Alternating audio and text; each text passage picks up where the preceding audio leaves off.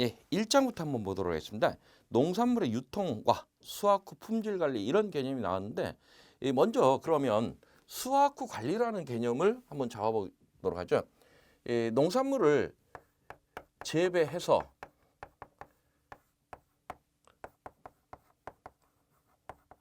수확을 하게 되는데 이 수확 후 관리에서는 여기에서부터 출발합니다. 수확에서부터 어디까지요? 소비까지. 이 사이에서 일어나는 모든 일을 수확 후 관리라는 이 개념으로 보고 있어요. 그러면 요 사이에서 일어나는 것들을 보면 뭐 경우에 따라서는 수확 이후에 어떤 수확 전 그 전에 이제 수확의 시기와 방법, 수확 후 전처리, 뭐 전처리라면 예냉이라든가 또 뭐 예건, 큐어링 이런 여러 가지 전처리가 있고요. 그리고 또 어떤 것도 있습니까? 저장,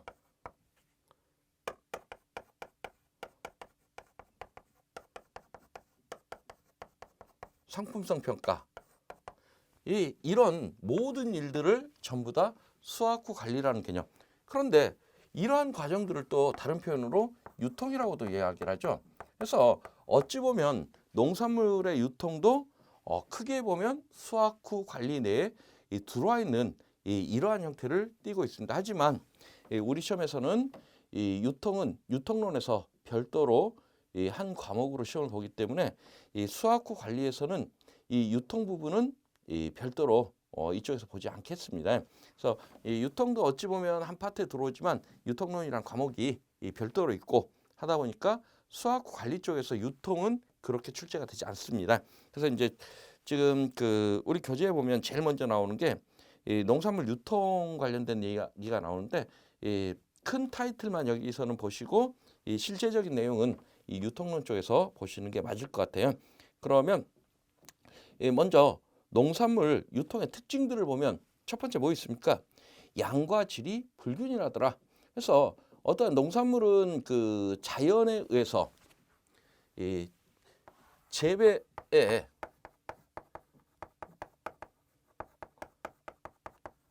자연 환경의 영향을 많이 받다 보니까 이 경우에 따라서는 생산되는 양이 매우 적을 수도 있고요. 또 반대로 생산되는 양이 너무 많을 수도 있습니다. 그래서 이러한 이 양이라든가 질이 불균일하다 보니까 가격이 폭등하거나 폭락하는 경우들이 많습니다. 그래서 이 폭등이나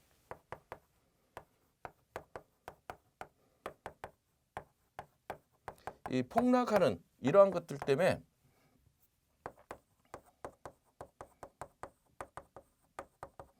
농산물 유통에서 그 농산물의 가장 큰 특징이 이 수요와 공급이 비탄력적이다 이런 용어들을 쓰고 있습니다. 그리고 두 번째, 이 농산물의 유통의 특징을 보면 용도가 매우 다양하다. 어떠한 이 식품으로도 이렇게 이용이 되고 있지만 식품의 원료라든가 또는 공업의 원료, 가공식품 여러 가지 용도로 사용되더라. 그리고 수요와 공급의 비탄력적이다. 이건 이제 이 자연 환경의 영향을 받기 때문에 그리고 계절적으로 편제성을 갖는다. 그래서 농산물은 거의 대부분 이제 어떤 시설을 이용해서 이 준연 재배가 가능한 것들도 있지만 거의 대부분 아직은 이 계절적으로 생산되는 시기가 별도로 있는 경우, 특히나 이제 과수 같은 경우는 그런 경우가 많죠. 그래서 이렇게 이 계절적인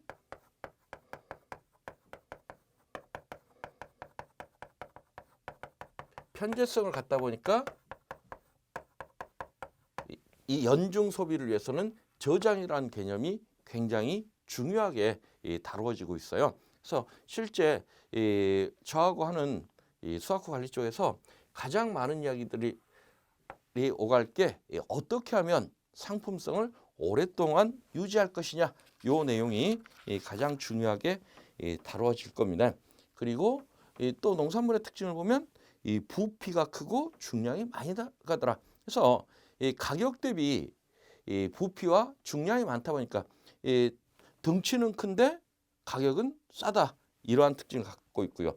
또 신선 원해산물이다 보니까 어떤 상품 유통 중에 상품성자, 이 부패성 같은 게 있고요. 또 마지막으로 이 국내 농가들이 조금 이 영농 규모가 영세하다. 이러한 특징을 가지고 있습니다. 유통 실태, 이런 그 유통 실태 같은 경우라든가 수송, 이런 내용은 여러분들이 쭉 한번 읽어보도록 하시고요. 그리고 수확후 관리의 개념, 이 개념은 여기서 지금 전반적으로 설명을 드렸습니다. 그리고 이제 수확후 관리 개념 쪽에서 나오는 것들은 2장 수확에서부터 하나씩 강론으로 진행이 되니까 거기에서 보도록 하겠습니다. 그럼 바로 2장의 수확부터 보도록 하죠. 이 2장에서 나오는 이야기는 수확을 하는데 이 수확을 언제 할 것이냐,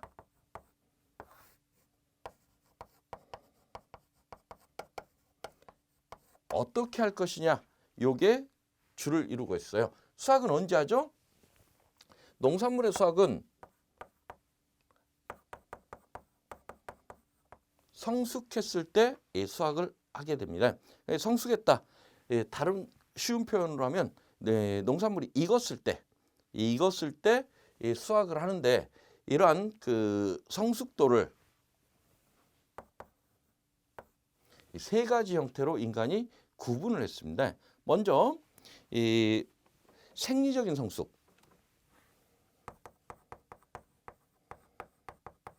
그리고 원회적 성숙,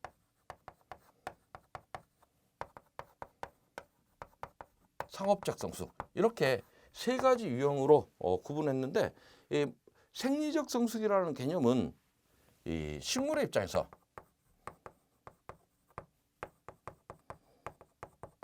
다시 말해서 이 식물이 어느 정도 스스로 내가 다 익었다, 이럴 때가 이 생리적 성숙의 개념입니다.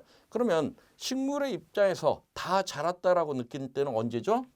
그래서 이것은 가장 중요한 게 발화력을 기준으로 한다. 그래서 식물의 입장에서 다 자랐다라는 것은 이 종자가 형성이 되고, 이 종자를 다시 채종해서 파종했을 경우에 새로운 식물 개체를 만들어낼 수 있는, 싹이 나올 수 있는 준비가 되면 그때는 다 익었다라고 판단합니다. 두 번째, 원회적 성숙은요,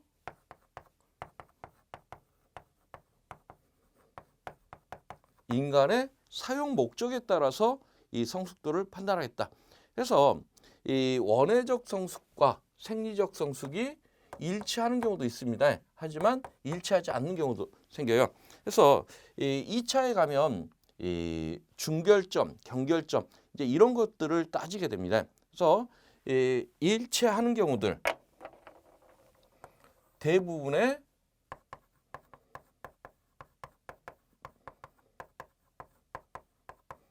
과일류들, 특히나 단맛 나는 것들은 이 원회적 성숙과 생리적 성숙이 일치합니다. 그래서 예를 들어서 사과다.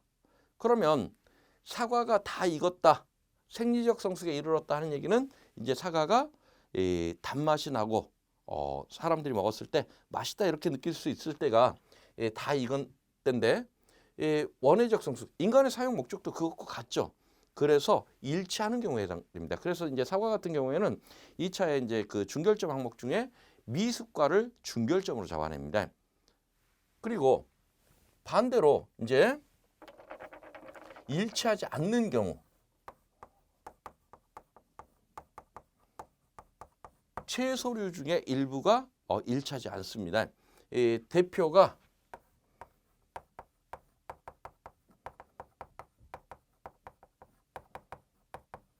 우리가 소비 형태가 미숙 상태에서 소비하는 것들, 대표적인 거 어떤 것 있습니까? 예를 들어서 우리 그 오이, 애호박 이런 것들. 만약에 오이, 애호박을 우리가 구매를 했는데 애호박이 생리적 성숙에 이르렀다. 이러면 애호박 씨가 딱딱하게 굳고 발화력을 갖췄다. 그런 애호박을 사서 우리가 된장찌개 끓이면 어떻게 될까요? 씨가 딱딱하게 걸려서 먹는데 불편하게 되겠죠. 그래서 이렇게 이 미숙 상태에서 소비되는 채소류들은 이 원해적 성숙과 생리적 성숙이 일치하지 않는 경우들이 나타납니다. 그래서 이런 경우에는 뭐 오이라든가 애호박 이런 경우에는 이 중결점 항목에 보면 반대로 과숙과를 중결점으로 잡습니다. 그래서 결국 이 성숙도라는 것은 언제 수확해야 이 상품성이 제대로 이 인정을 받느냐. 가장 중요한 건 뭐예요? 가장 중요한 것은 이 재배의 목적이 인간이 어떤 용도로 사용하기 위한 거기 때문에 사용 목적에 맞느냐 안 맞느냐. 이게 가장 중요한 이 성숙의 개념이 되겠습니다. 그리고 이 상업적 성숙. 요건 언제 수확해야 가장 돈이 되느냐. 요걸 따지고 있어요. 그래서 성숙의 개념에서 이 교재 내용 잠깐 보죠. 이 식물체상에서 이 미숙한 과실이 수확 가능한 상태로 변해가는 과정을 성숙이라 하고 먹기에 가장 적합한 상태로 익어가는 과정을 숙성이라고 표현하고 있습니다. 그래서 먼저 생리적 성숙, 식물의 외관이 갖추어지고 충실해지며 꽃이 피고 열매를 맺어 종자가 발화할 수 있는 상태가 되어 수확의 적기가 되는 것을 의미하고 있고요. 원해적 성숙은요. 생리적 성숙에는 미치지 못하였더라도 애호박이나 오이 등의 경우처럼 원해적 이용 목적에 따라 수확하는 시기를 원해적 성숙. 결국 이 생리적이든 원해적이든 가장 중요한 건 이 인간의 이용 목적이 어디에 맞느냐. 그래서 익었을 때 이용하는 거냐 아니면 미숙 상태에서 이용하느냐. 여기에 따라서 이 수확 시기를 달리하겠다는 얘기입니다. 상업적 성숙.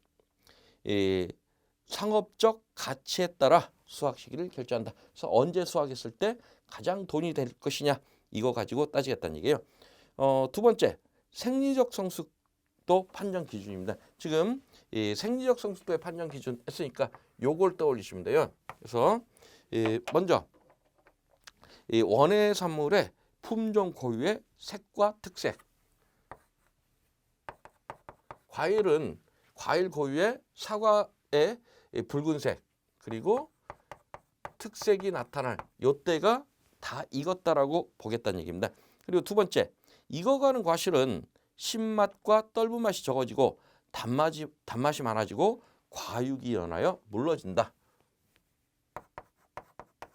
단맛은 증가하고 신맛은 감소하고 과육이 물러지는 연화 현상이 발생하더라.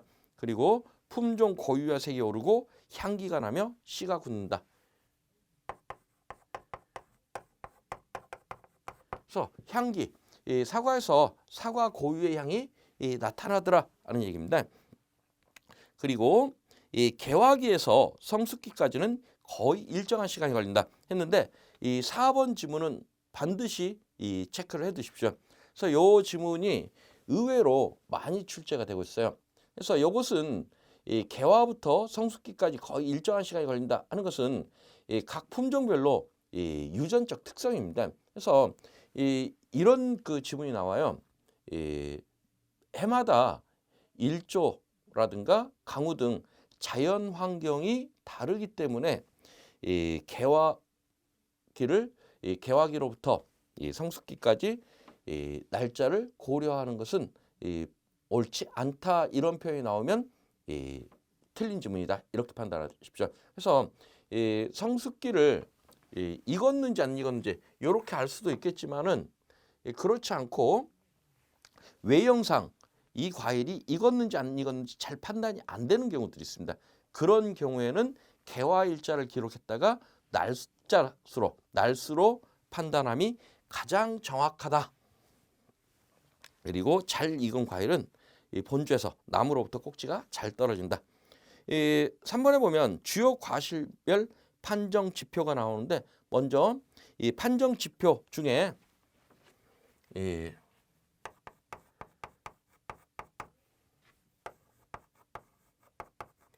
사과의 요오드 테스트가 나옵니다. 그래서 요오드 테스트는 다른 표현으로 전분 테스트라고 표현하는데 요건 매우 자주 출제되는 내용 중에 하나입니다. 그래서 이 내용은 이 요오드하고 전분은 항상 쌍으로 다녀요. 그래서 어떤 그 곳에서든 요오드가 나오면 항상 전분을 찾으십시오. 요오드하고 전분이 이렇게 쌍으로 다니는 이유가 요오드하고 전분하고 이렇게 만나게 되면 플러스가 되면 청색 또는 자색으로 색깔이 변하는 성질이 있습니다. 그래서 사과가 우리가 덜 익었을 때, 그래서 이 사과가 생장 중에 잎에서 만들어진 광합성 물질이 사과에 가서 저장될 때는 전분의 상태로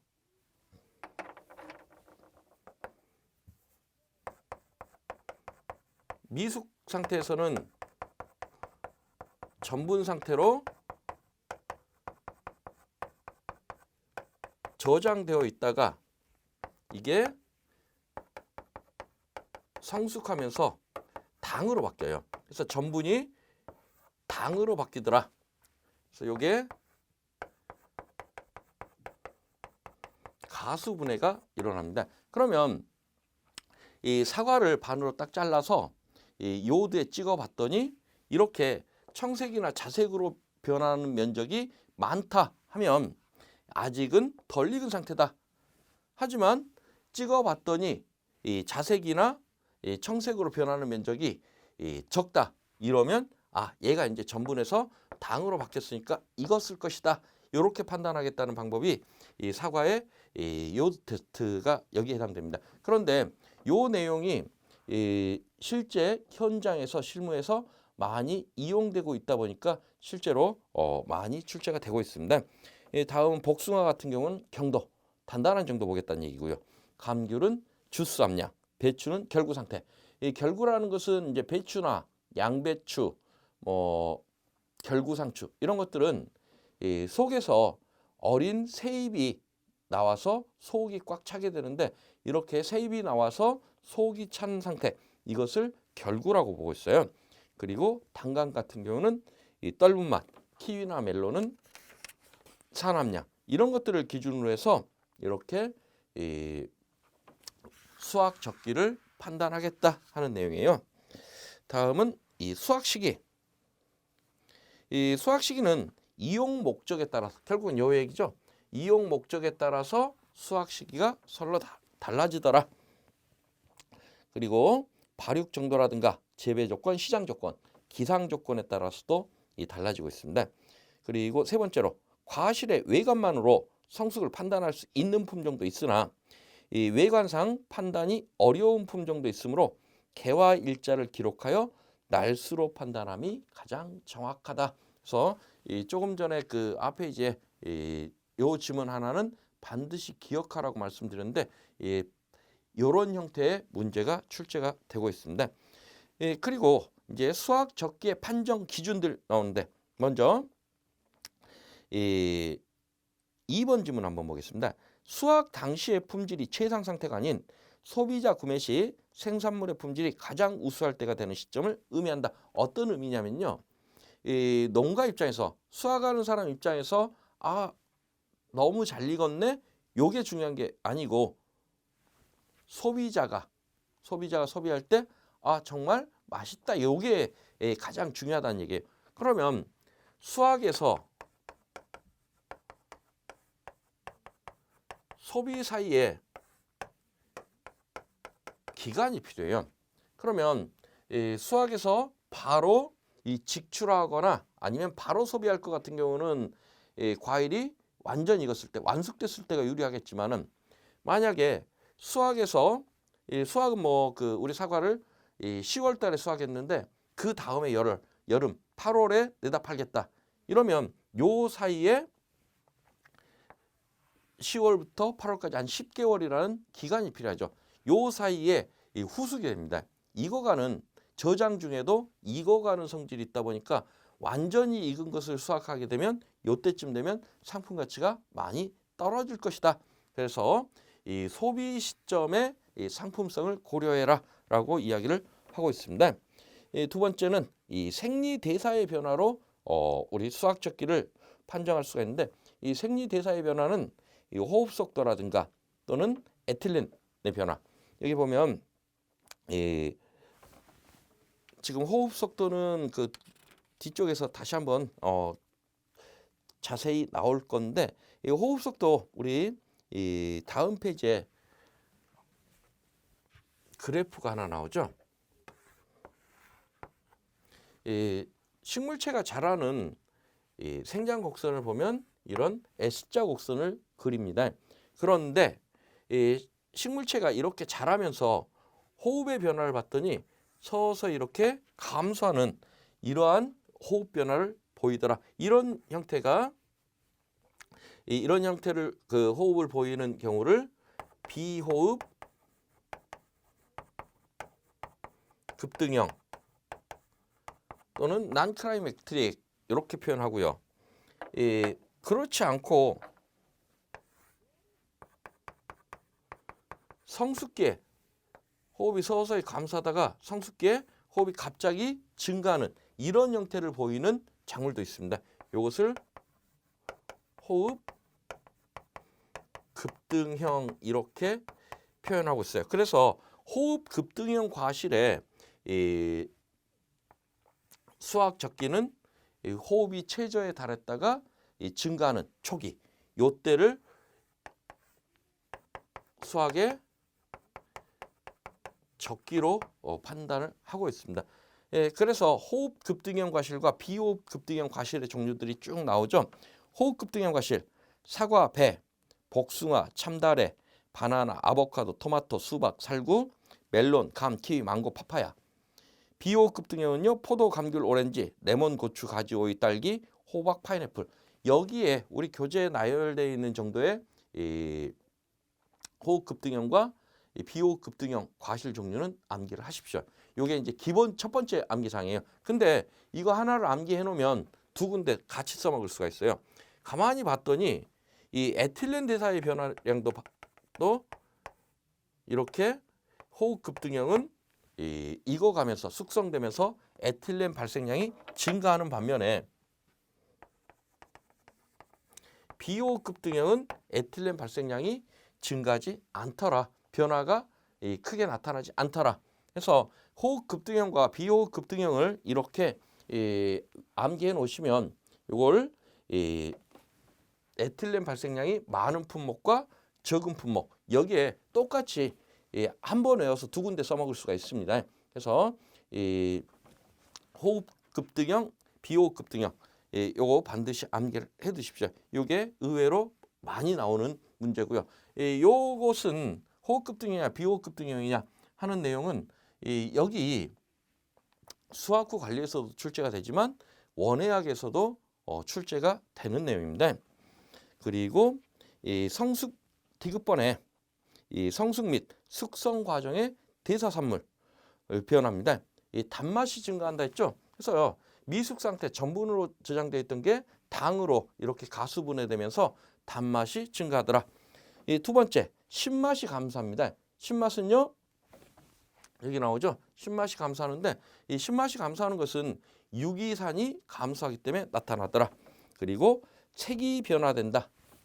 여기 색이 변화된다 했는데 이제 엽록소가 분해되고 품종 고유의 색을 나타내는 이 색소들이 증가하게 됩니다. 그리고 과육이 연화된다 했는데 여기 과육의 연화가 나왔습니다. 과육의 연화는 이 세포벽을 구성하는 물질 중 이 팩틴이 세포가 젊었을 때는 불용성입니다. 안 녹는 성질이던 게 세포가 늙어가면서 가용성으로 변하면서 이렇게 이 연화 현상을 보이고 있어요. 그리고 이 떫은 맛이 소실된다 했는데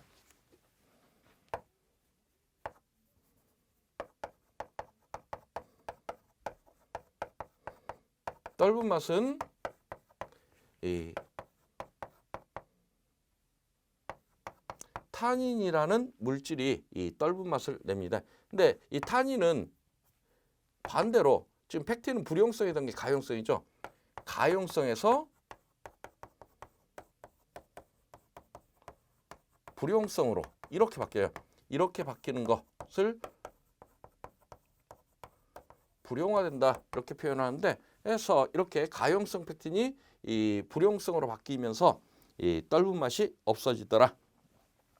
그리고 풍미가 발생하고 과피와 외관의 이 상품성이 증가한다. 그리고 이제 또 이 만개 후 일수에 따라서도 이 수확 적기를 판단할 수 있다 했습니다. 그래서 꽃이 80% 이상 개화된 이 만개 일시를 기준으로 후지는 개화 후 160일에서 170일, 그리고 신고배 같은 경우는 165일에서 170일 정도면 이 다 익은 걸로 보고 이 수확을 하시면 됩니다. 그 외에 색이나 맛, 경도, 품질과 내적인 품질 구성 요소를 만족시켜야 된다. 그리고 수확 시기의 중요성들이 나오는데, 수확 시기의 중요성은 특별한 게 없어요. 수확 시기에 따라서 품질이 결정되고, 그리고 언제 수확하느냐에 따라서 이 돈이 된 게 달라지더라. 그리고 용도와 출하 시기에 따라서도 달라진다. 다음은 수확 방법. 이 수확 방법은 결국 이 얘기입니다. 어떻게 수확할 것이냐. 지금 우리 교재에 6가지로 해서 여러 가지 이야기들이 나오는데, 어떻게 수확하느냐는 크게 이렇게 생각하시면 돼요. 첫 번째는 품온이 낮게. 이제 이어서 이제 계속 온도 얘기가 나올 겁니다. 그래서 이 식물체는 온도가 높으면 이 생리대사량이 많습니다. 그래서 저장 가능 기간이 짧아져요. 그래서 이 식물체에, 다시 말해서 이제 수확물의 온도가 낮을 수 있는 조건으로 수확하자. 이 이야기는 다른 표현으로 얘기하면 이른 아침이나 새벽녘에 수확하자 하는 게 품온이 낮게 하자는 얘기입니다. 두 번째는 수확정에 상처 발생이 되지 않도록 수확하자. 그래서 가위나 칼로 따자, 치켜 올려 따자, 이런 것들이 전부 다 이 상처 발생. 그리고 뭐 수확 이후에 던지거나 충격을 주지 말아라 하는 것은 전부 다 상처 발생이 안 되도록 하자 하는 얘기고요. 그리고 세 번째,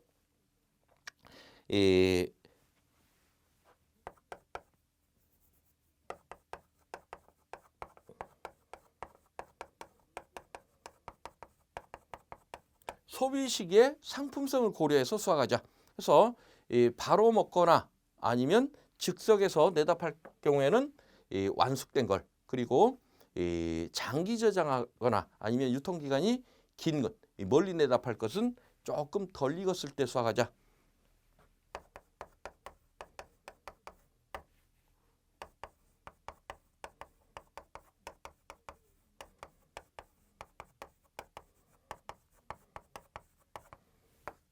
상처가 있거나 아니면 병해충의 피해를 받은 것은 별도로 관리를 하자. 이건 이제 뒤에서 다시 설명을 해드리겠지만, 이 상처나 병해충 있는 것들은 지 혼자만 상품성이 나빠지는 게 아니고요. 이 주변에 다른 것들의 상품성들도 같이 나빠지게 하다 보니까 이 별도로 관리하라, 이렇게 이야기를 하고 있습니다. 다음은 기계 수확과 인력 수확.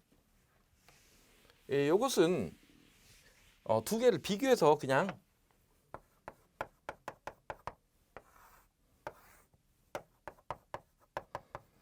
수확 후 관리는 이 내용이 전부 다 이 기본 바탕이 이겁니다. 돈. 어떻게 해야 이 돈이 되느냐. 이게 수확 후 관리의 가장 그 베이스에 깔리는 거다 보니까 이 경제하고 관련된 내용들을 많이 얘기를 해요. 그래서 기계 수확과 인력 수확 봤더니 수확하는데 인건비가 적게 들어가고 많이 들어가더라. 그리고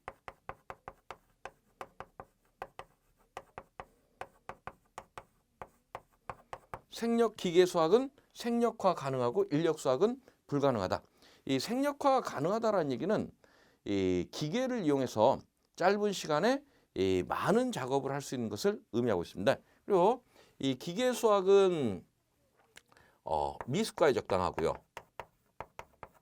인력 수학은 완수가에 적당하다. 우리 조금 전에 이 연화 현상에 대해서 이야기를 했습니다. 아직 과일이 덜 익었을 때는 과일이 단단해요. 그래서 기계로 털어내도 상처를 잘 안 받지만 이 완숙가는 어때요? 물러지기 시작한다고 그랬죠. 과일이 익어가면서 세포가 물러지게 되는데 이러면 기계로 털어내면 상처가 많이 발생할 수 있어요. 그리고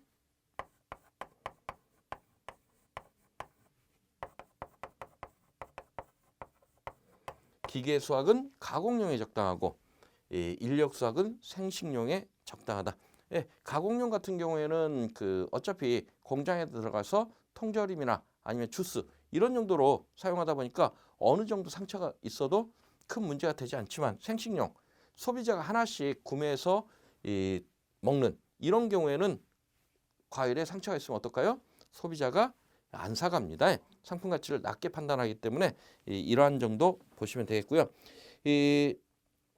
주요 작물별 수확 방법은 제가 특별히 설명드릴 내용이 없습니다. 그래서 여러분들이 직접 한번 읽어보시고요. 다음은 수확 후 생작용. 수확 후 생작용부터는 다음 시간에 이어서 진행하도록 하겠습니다. 수고들 하셨습니다.